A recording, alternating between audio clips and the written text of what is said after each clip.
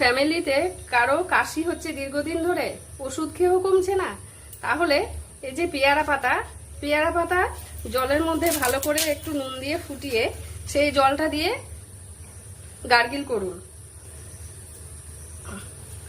সেই জলটা দিয়ে গার্গিল করুন সকাল সন্ধ্যা 2 বেলা, দীর্ঘ 7 দিন করুন।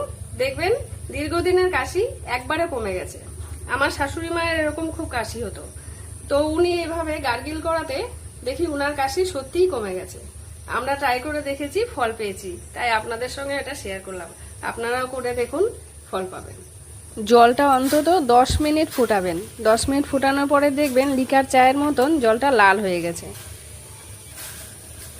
এই জলটা ঈষদ উষ্ণ গরম থাকতে থাকতে গার্গিল করবেন, আর সবশেষে 2 ঢোক জল খেয়ে নেবেন।